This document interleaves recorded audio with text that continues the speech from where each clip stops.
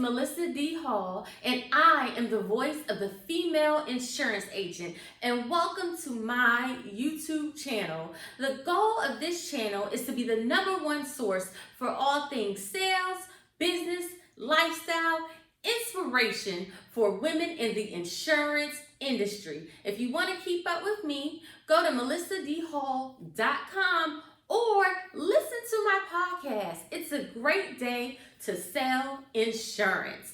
All right, so welcome, Executive Board. Let's get into it, okay? So today, we're going to be talking about the top 5 reasons why agents buy leads and still fail, okay? We need to talk about this because all too many times I have agents who come to me and say, Melissa, I have tried to buy leads. I've bought leads. I spent thousands of dollars on leads and it's just not working. I'm still not making any money. I'm giving up. Or I had to quit the insurance industry because the leads were not working, too expensive. Has that ever been you?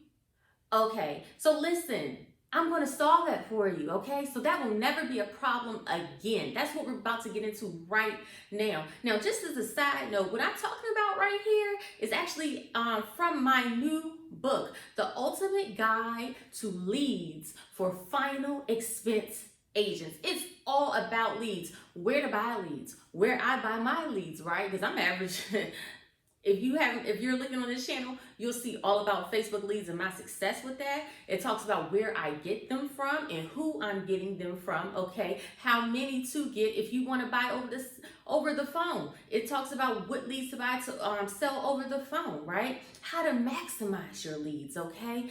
Also, too, with this, I explain to you all why I am not going to learn how to do Facebook ads for leads, why I'm not going and doing that with my time. I talk about all of that in this book, and it's going to help you so you can be successful with the #1 investment you are going to make as an insurance agent will be in leads, okay? Because listen here, if you ain't buying leads, you ain't in business, all right? So go ahead and check that out. You can go ahead and get that from melissadhall.com. So let's get into it. We're going to get into the 5 reasons. So the #1 reason, okay, why new agents, or why agents quit even if they buy leads, right, is that the lead cost is too high, okay? So listen here, there is a very fine line with leads and return and the cost, okay? And that's what I'm describing here, okay? Because especially with the postage rate going up,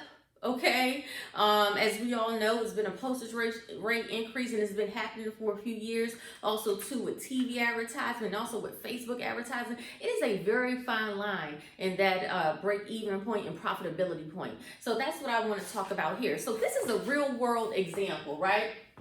So say if you are spending $42 per lead, because people are spending that and more, right? You're paying $42 per lead. It takes 10 leads to get 2 sales, right? $42 times 10 is $420.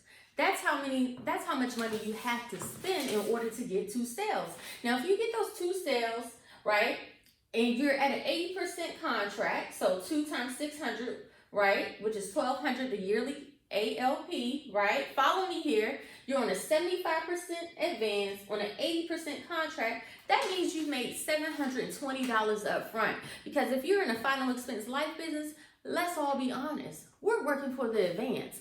The back end is great and we want it, but we want that right now money, which is the advance. So that means for those 2 sales, you made $720, okay? $720, but it costs you $420 to buy these leads. That's $300, okay?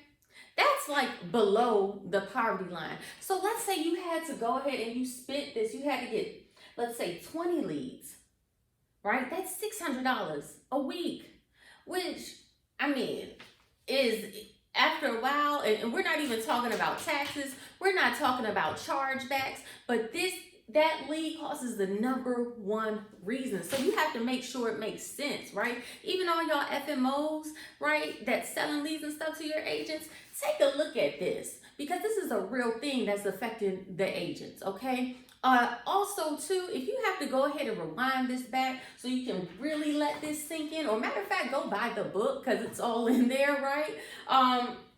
Go ahead and do it because this is a real thing. Let's start with reason number 2. Not clear on the lead type, right? The agent invests a certain amount in leads and not clear about the return that they can expect, okay? Because each lead has a threshold, right? Number 3, not preparing for a bad batch of leads.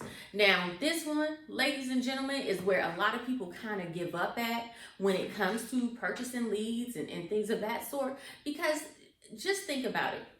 Have you ever had a great lead source and then one day, right, you order the same thing, same place, right, like clockwork, right, but you don't sell anything at all, right? And what happens? You're scrambling. You're trying to quit, giving up. You're looking at your bills like, oh my God, right? This is a real thing. But let me tell you, this happens. It could be the best lead source in the world. Things happen. You have to prepare for that. And how do you prepare for that? You save enough money so you can go ahead and do it the next week. Because the worst thing you can do is let a bad batch stop you from reordering. Whenever an agent came on with me, I always made sure that they had money for 2 weeks, right? Enough money for 2 weeks, because the first week you're just blowing through. The second week, the second batch, that's really when you get your legs, right? So listen, everybody experiences a bad batch, but you just gotta keep pushing forward. And you gotta prepare for that and put that money aside, okay? And just know, it just charges to the game. It's just part of the business as well. It doesn't mean that it's something wrong with you or something wrong with that lead vendor. Now, this is the thing. If you don't know if it's between you or the lead vendor, in my book, I tell you what to look for so you will know if maybe it is the lead vendor or if it is yourself. And I give you ways to go and figure that out, okay? Some real deductive reasoning. So go ahead and check out that book. Okay, number 4, not purchasing enough leads at once is a critical mistake. Now, let me tell you this. Like I said again, I know that we are all, especially when you start this business, a lot of people come in here broke. I did. I was living off my credit card. I was a student in college. I'll be honest with you, right? But the thing is this, you have to have enough leads, right? It is no way that you can go and buy,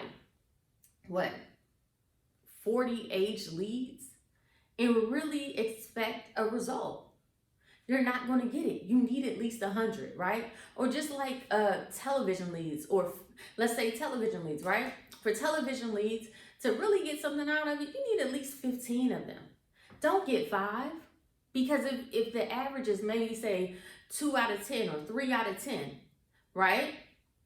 That means if it's 3 out of 10, 7 of them are going to bust, right? So if you get 5 of them, it's a good chance that it will be no sales in any of them. But if you would have got 7, okay, if you would have got 8, all right, you would have gotten a sale. And this is a real thing. You have to get enough leads, okay? And I tell you exactly how many to get per lead type in my book, okay? So that is a real thing, you know, and I get it, we're on budgets and different things like that. Well, if that's the case, if you can't afford, you know, 40 direct mail leads or 50 Facebook leads, well, it's something else out there that you can do. You just have to, and that will be in your budget and actually get you results. But that is a real thing. You have to get enough leads to get a real result. And number 5, so this right here, not too many people think of it, but it is the truth. Okay, why agents fail out the business even though they buy leads. The number 5 reason is that they go and they try a new lead source and abandon what works, right? So back in the day, people were really crazy about avatar leads.